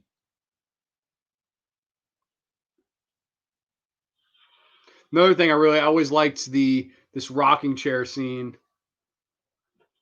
The cop's like, all right, fuck it, I'm gonna sit down. This proves that you never, ever, ever take your guard down against Michael Myers. Never sit down in a fucking rocking chair because odds are you ain't getting up. The guy from Breakfast Club and Weird Science is in the new Halloween Kills. Yeah, yeah, yeah. He's playing Tommy Doyle. He's going to play Tommy Doyle, not Paul Rudd. They're going to bring him into it now. And then the girl who played Lindsay in the original is coming back. And Lonnie's coming back. And Sheriff Brackett's coming back. And the nurse from the first two are coming back. As is, oh yeah, she's coming back even though she was killed off in H2O. So she all had her whole death scene retcon. I think that's pretty funny. Anthony Michael Hall is playing Tommy. Yeah, I'm guessing they're going to have a big role in it. Like, I don't know if it's just going to be a side role or what, but I don't know. Interesting. I think it's kind of weird. I thought they would definitely focus on the main three girls, but now it seems like they're focusing more on the original characters. So interesting direction. I'm wondering if maybe they'll kill off Jamie Lee. I would assume they'd wait till the last movie to do that. Like, I thought the idea was they were going to give the torch to the new girl, Andy Manichak. I thought that would be the direction. That she'd be the new final girl. But I was wrong, so I don't know. I was surprised to see they all didn't die in that new one. All three of those women survived. That's why I was like, damn, like I would have rather see Ellie and Danielle Harris with Jamie Lee as opposed to the other two, especially Judy Greer, who stinks. Lonnie better not have a main role. He didn't do shit, dude. I don't understand that. Like, why are you? Why? Like, what the? Maybe Lonnie will be the firefighter that first responds. Don't put the fire out. They should have put Danielle Harris in Halloween Kills as Miss Chambers' daughter.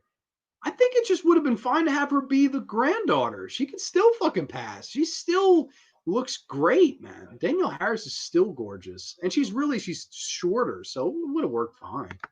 I would have done Ellie as the daughter and Danielle Harris as the granddaughter. That's what I would have done. But I don't know. I guess for whatever reason they didn't want Danielle Harris anywhere near those new movies. I don't really get that. Lonnie gets made billing. Oh my gosh. Dude, Lonnie in Halloween Kills. Lonnie's going to be the only one to kill Myers. Dude, imagine Lonnie trick or treat, motherfucker. Michael, get your ass away from that.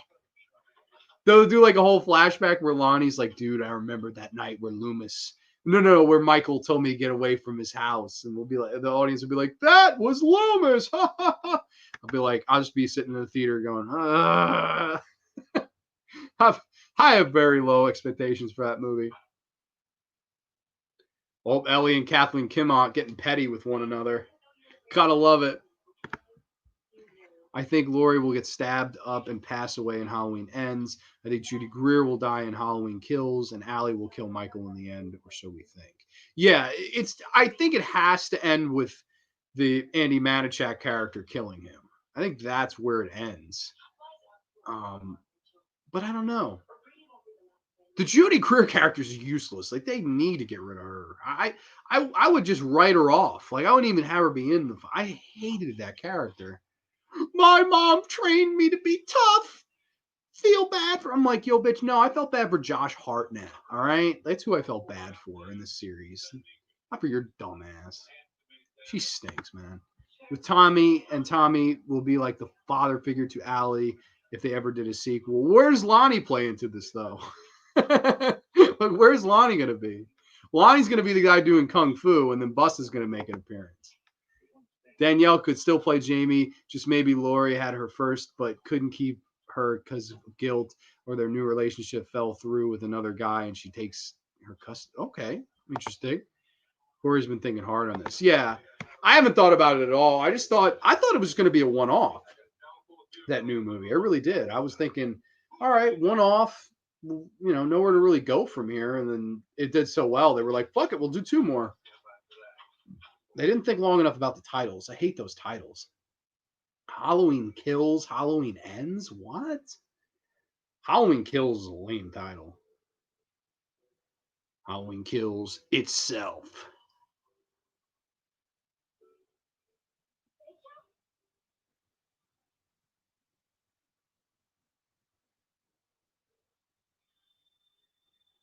Ooh, atmosphere is getting tense.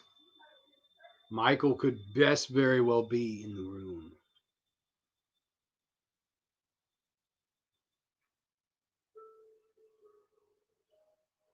I like that this movie doesn't rush. It really takes its time to build the tension. Like, I watched H2O this month, and I felt like, even though I don't think it's a bad film, I do feel it's a very rushed film. It's very, like, you don't get any character development, really. You don't get, other than Maury, of course. You don't get anything from Michelle Williams. You don't get anything from the two friends. One of them's the kid from Jumanji, who gets sucked into the game board at the beginning. You don't get anything with those characters. Like, I wish that film, like LL Cool J again, like, you don't get anything with them, really.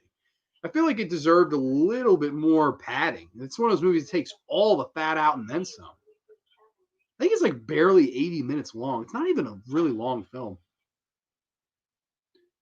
Oh, the candle's getting lit. Oh, and there's the deputy.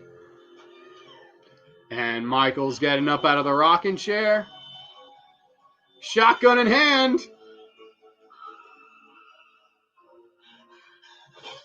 Oh! Pale with a shotgun. There's hobos with a shotgun, and then there's shapes with a shotgun. Shapes can be just as dangerous. Lonnie wears a Michael mask, is shot, but at Laurie, it misses, but is hit by a bus. Dude, no. How about Lonnie's wearing the mask, and Laurie chops his head off, and then she finds out that it was Lonnie. It wasn't Michael. Can I just say I'm very happy they didn't have Michael's old home in the new movie. Yeah, for sure. Hey, man, I will give it that for sure. It would be funny if Michael stood up and instead of impaling her, he just shoots her in the head. Dude, that would be fucking crazy. He'll be like, Michael Myers shot a gun. I think that'd be cool. Hobo the Shotgun is amazing, dude. I love Hobo the Shotgun. Exploitation at its fucking finest, man.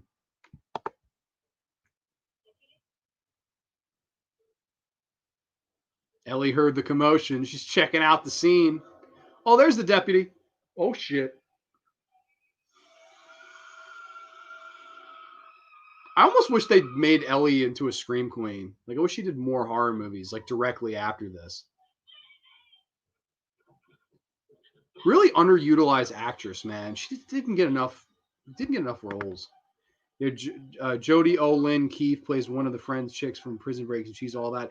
Dude, you know what's funny is I watched the making of with her, and she seemed like the coolest girl ever in the interview. And I was like, yo, why did they not, like, this girl is so vibrant and entertaining. Like, I would have done something with that. I would have, like, had her play somebody closer to her personality and given her more lines, more to do.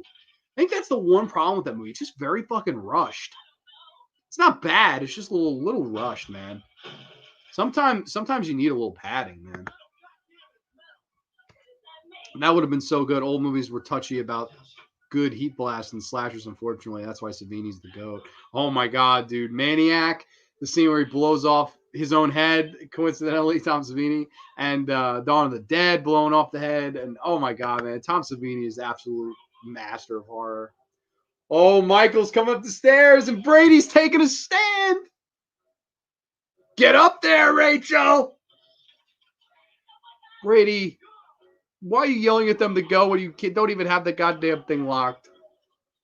Get up there, Rachel.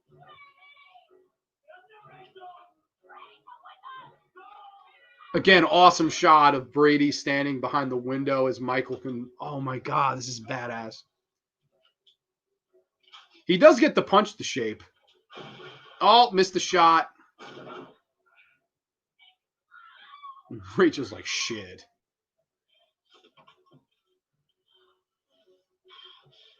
Oh, Michael only sells for Paul Rudd and Busta. Oh, shit. Oh, shotgun to the face. Michael's done with that now. I've had enough fun with this shotgun. Brady, one shot to the face, no sell by Michael. Other one. Oh, there goes your hand. Oh, and now. I guess it is a neck crush, Arthur. You're right. Ooh. Dude, that's a great kill.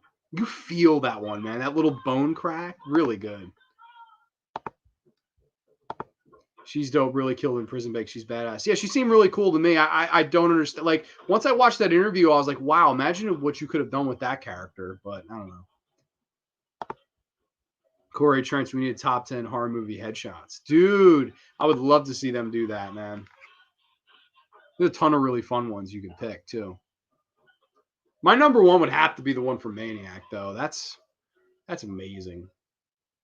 The Dawn of the Dead one is a lot of fun, too, just because it's just fucking crazy. Finish him. Yes. See, I like the score here a little bit more. The slower. Dun, dun, dun, dun. Like, that's creepy. I like that. It's not as up-tempo. It slows it down a little bit deeper, darker. It works here. Ellie's a fucking trooper. Get on my back. We're going to hop out of this roof.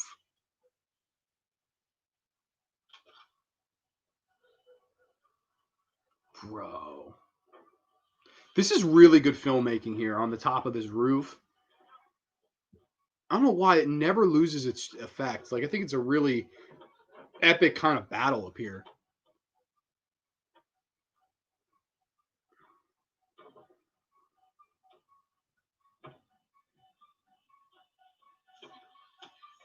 Ellie's trying to get to the top of the roof. Oh! They're slipping! Oh, shit.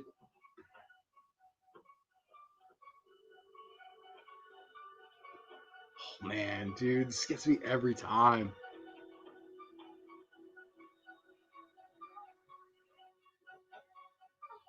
Where's the shape at? Where is he? He's prowling. There he is.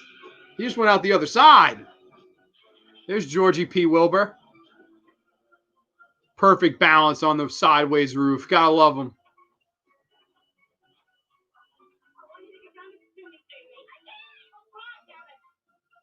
Love that. Try, damn it. Oh, Ellie, get out of the fucking way. Oh, shit. Dude, Ellie's a trooper. Went to a full roll to avoid getting stabbed right into the chimney. And it immediately helps Danielle Harris get down. Ellie Cornell should have lived forever, man.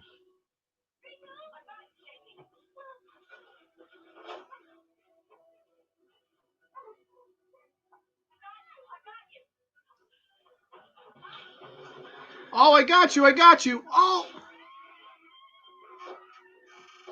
See, Ellie has to take a crazy roof bump just to survive this movie. Oh.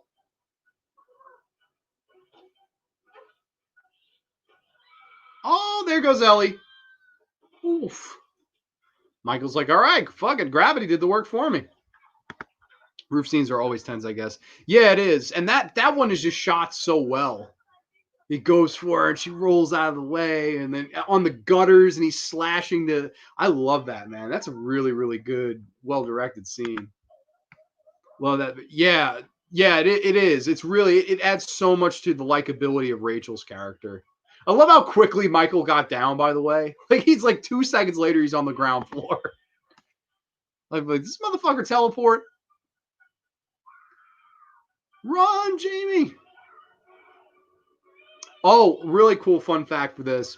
Yeah, very underrated final girl. I agree, man. I wholeheartedly agree. She deserved more. She deserved more. She deserved better than fucking House of the Dead. That's what all I gotta say. But fun story about this.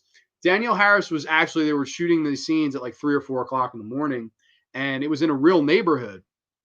So people were like, what the fuck? There's a little girl screaming. People actually called the cops. And the cops came to the set and were like, we've gotten reports of a little girl screaming. And Dwight Little's like, we're filming a movie here. Like, she's being chased. So I always thought that was really, really cool.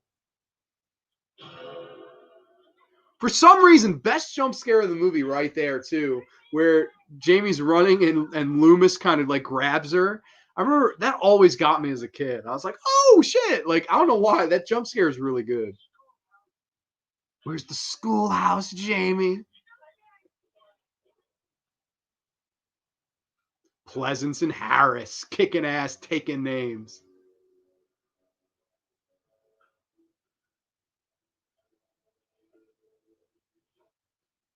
Loomis doesn't give a fuck. Him shooting the padlocks of the school. Remember my uncle always saying when I watched as a kid, he was like, everybody will say that guy was crazy. He goes, at least props to him. He was always the only guy with a fucking gun. I was like ready to fight motherfuckers, Like he was so right. Like he's like, all these people in Friday the 13th films, I'm not gonna bring any fucking protection with me, even though we're right next to Camp Blood. He had a good point. Boogeyman Killer is the man. Gotta love Donald Pleasance. Oh, blonde Michael Myers. Oh, and Pleasance takes a window bump. What was it that was so weird? I noticed that as a kid. I was like, is that blonde Michael Myers? What the fuck?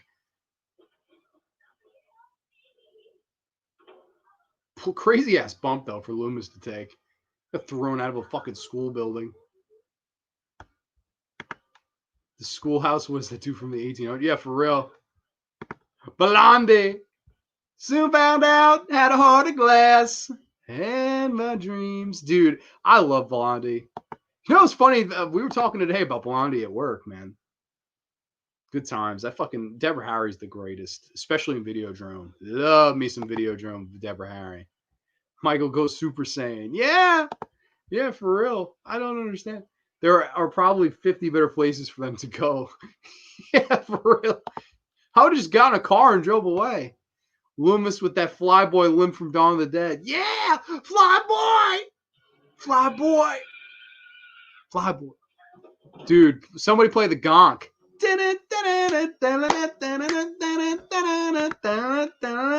That's actually the mall montage. The gonk is. I love Dawn of the Dead. It's my favorite movie of all time, if you can't tell. Oh, here's Ellie with the fire extinguisher. Fuck you, blonde Michael Myers.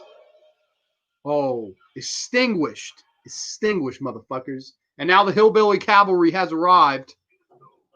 They're at the school, goddammit.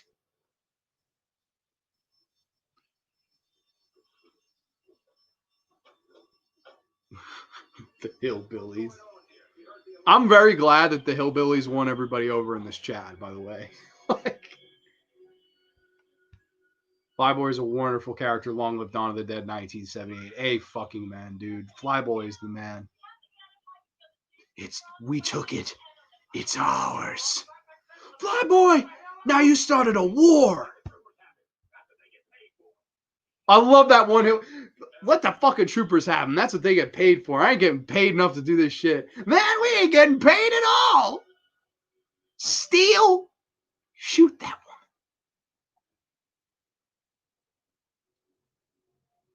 one. Very easily, this could have been the end. Like, you really, and I personally let my guard down when I first watched the movie here. They're driving all the way from Haddonfield. You literally see the sign leaving Haddonfield.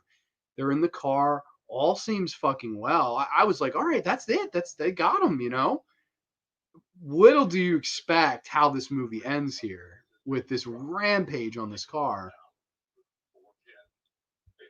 Phone don't ring. No way, no how. I love that, dude. It just rings.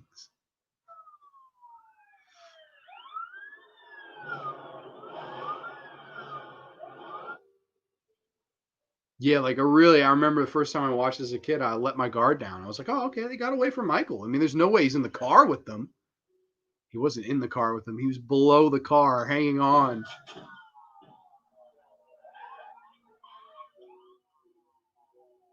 And they tell this cop, he's somewhere back there, damn it.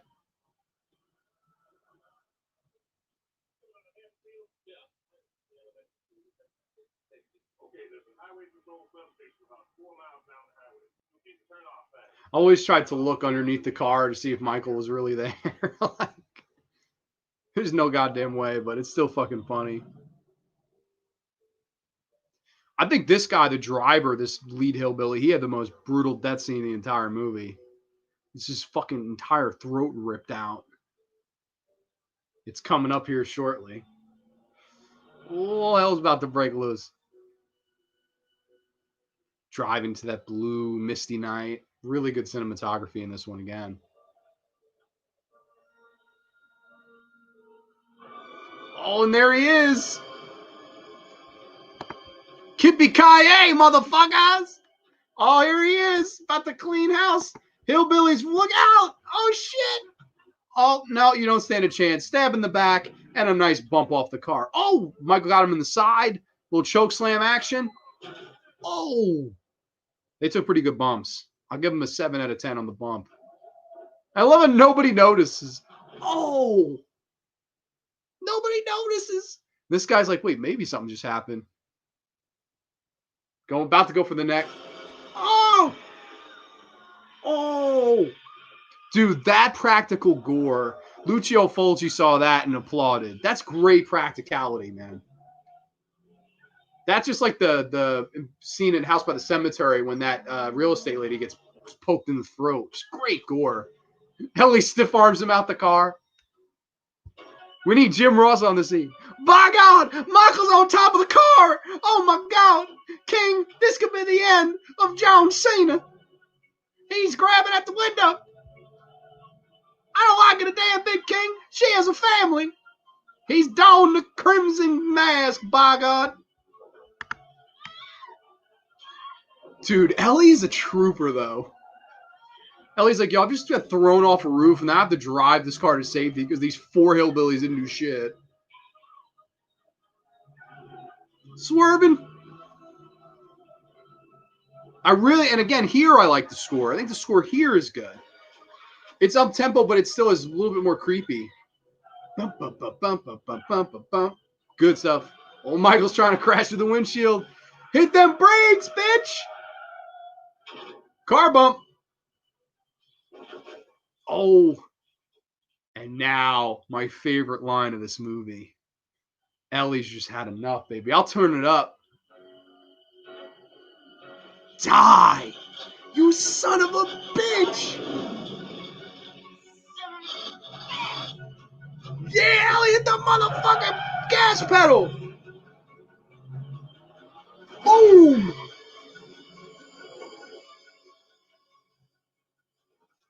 Hell yeah. That's how Ellie does it, baby. Ellie runs a motherfucker over. No hesitation. Yo, long live fucking Ellie Cornell. Yeah, for real. I love how Rachel just pushes him out of the car. Yeah, she just fucking stiff arms him out of the car and just like, all right, fuck, I guess I'll have to do this too, man. Also, really like the like finale scene here. Like, really like this setting. I don't know, just cool looking. It's like a really old school cemetery or graveyard. Maybe it was the original Grande's graveyard. I just didn't know it yet. Both stars, like, what the fuck? Ooh, Jamie's taking him by the hand. Get away from him! The cavalry's arrived, though. Michael going for the kill. Oh, but Bo Star got him right in the chest. Pump him full of lead. Love the cheesy 80s gun effects. Mike holds onto that knife like downtown beer. You gotta love it, man. Love he's selling the cells, man. George Wilbur was a lot of fun as Michael Myers.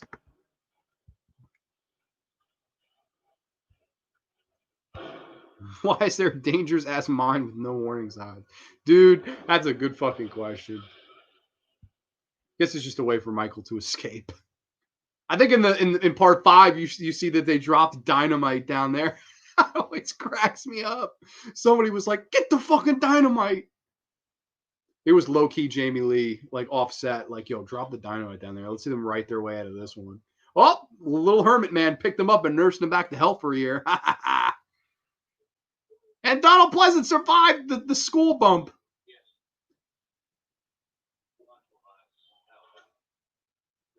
Michael Myers is in hell. But to quote another Sam Loomis quote, "I knew hell would not have him."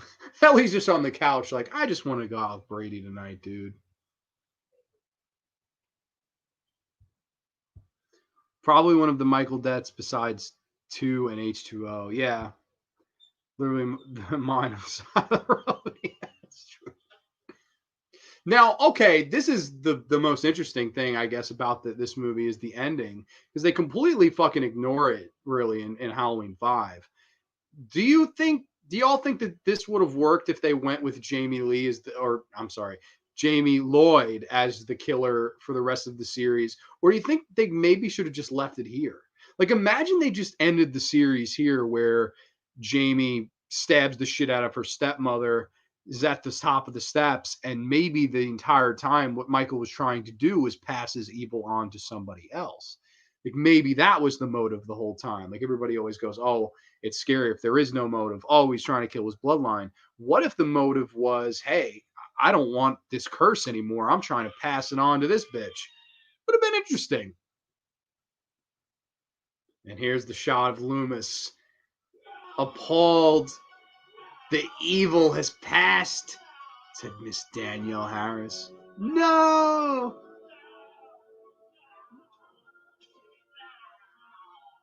See, I think that's a brilliant fucking ending. When I first saw that, I was like, holy shit. Like, where do they go from here? All their faces. Fantastic. Fade to black. Incredible, man. Yo, Halloween 4. See, that's why I love Halloween 4, man. And in retrospect, we can go through this. Incredible atmosphere, an atmosphere that I think comes the closest to the original John Carpenter classic, and one that had the scope of a cinematographer like a Dean Cundy. The kills are fantastic. The characters are fun and memorable. They do a very good job at building the tension throughout. It's not a rushed film. It takes its time. The finale is just a ball, man, on the roof, those scenes on the roof and that scene on the road, Michael throwing people off the car. And this is how you reboot a franchise like this, I think. To me, it's the best time they tried it because after Halloween 3, which is a movie that I love, and I think it's gone and, garner its respect over the years. it's one of those movies that at the time people were like, shit, we need to bring Michael back. How do we do it? I think the answer is Halloween 4, The Return of Michael Myers. That's how you fucking do it, man. I think it's a perfect Halloween movie. And dare I say, I don't think this one's been topped. I think this is the last truly great Halloween movie for me. It's the first four. I love the first four. And I think in a lot of ways, this should have been the one that ended it all for sure. I think it would have been interesting to see where they would have went with it. Of course, I see you guys commenting, so let's see what you all had to say. I was definitely hoping for Jamie to take over the reins when I first saw it. I would have liked to see that, just in another dimension. What would they have done there? Maybe the evil moves on, and maybe that's why Michael does this killing. You can only move it on to somebody in your bloodline. Something like that. A storyline like that would have been interesting. I think they should have ended the series or make Jamie a disturbed kid that really killed her adopted mother. Yeah, that would have been interesting too. I'm kind of sad no one tells Rachel good job. Like, come on, she deserves a medal, let alone at least you did, Rach. Dude, hey, if anybody's gonna put her over, man, me and you, Soulless Trenchcoat, we'll put Rachel over all night because I thought Ellie Cornell and the Rachel character is just wonderful. I don't like how they dispose of her in the following film, but that character, man, was absolutely excellent. She kicked ass, took names, and pretty much is the final girl of this movie. It's her and Danielle Harris together, but she really does, it's incredible. Supervisor was John Carl Beekler, by the way. I didn't even know that. Because that H4 ending is solid. It's lame that Jamie didn't really kill her. Yeah, it is, and that's one of those things where people say, "Oh, resurrection ruins the ending of H2O," and sure it does. But at the same time, I think when you watch this movie and when you watch H2O, when you see the endings of those movies respectively, they work, I think, on their own. Not counting what comes next, but when you watch them as a fan, I think they work on their own. That's what I would say for sure. She's even doing better than Kane Hodder breathing. Dude, Kane Hodder saw this and was like, shit, I got to tone it up for Jason Takes Manhattan. Yeah, I agree. Halloween 4 is the last great film in the series. I think it's I think it's the film that they're still chasing. They still want to top this film, and you know why you can't? Because I think this was lightning in a bottle, and I think this was one of those movies where Halloween had its open window, and I think it slammed shut pretty soon after this movie. Halloween 5 and 6, I don't dislike, but I definitely think they're steps down from the first four films for sure. But I do enjoy them overall. Yeah, it would have been interesting. It really would have been interesting to see her as the killer. Dude, long live Rachel Carruthers, man. She's absolutely excellent. I love her in this movie, and I love this movie. This was a really fun watch for me. All right, so I guess we're about an hour 43. Just the movie's just over. The credits have literally rolled. I'm back to the menu screen here.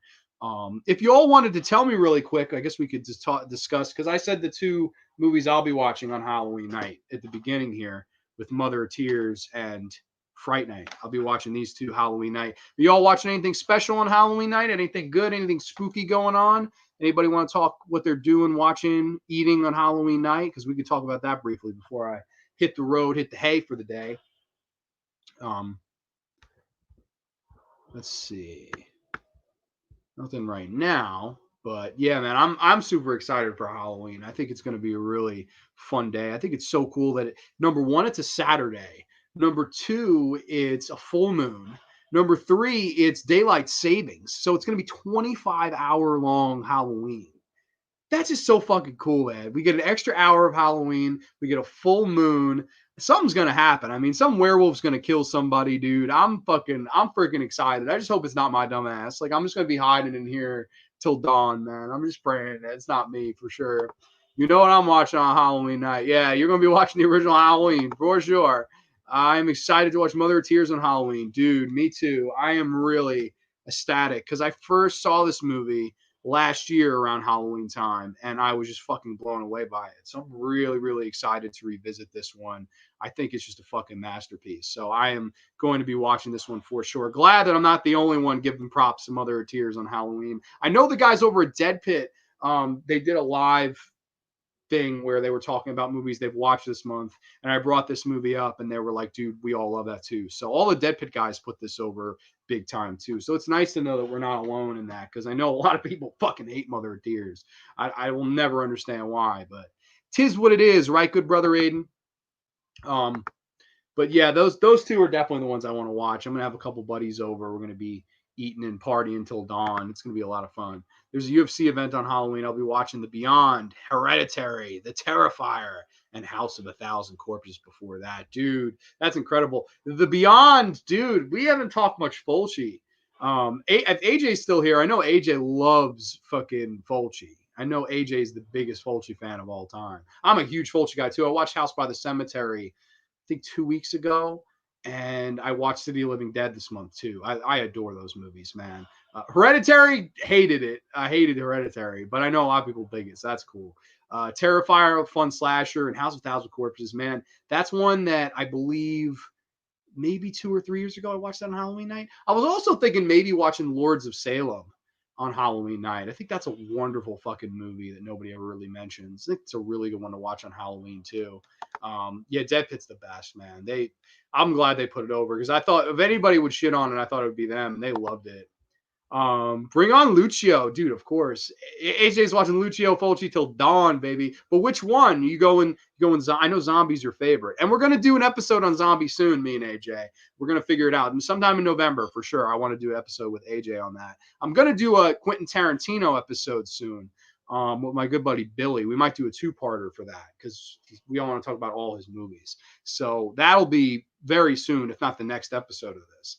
I'm really looking forward to that. That'll be a lot of fun. Yeah, Fulci's fantastic. Fulci's the fucking man.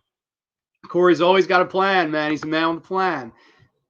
Yeah, I don't know. Didn't care for it. Really didn't care for it. Oh man, it was a letdown for me. Ari Aster stinks in my opinion. I think visually it brings some stuff to the table, but I don't know, man. I'm much more of a Robert Eggers guy. I think Robert Eggers is great. Lighthouse and The Witch I really liked, whereas Hereditary and Midsummer, hated it to be honest, but I don't know. It's fine. I respect it. Hey, I respect people that dig it. I'm glad that somebody's giving it a watch in Halloween season. That's really cool. They found a brand new movie to, give you the spooky vibes on Halloween. That's always awesome.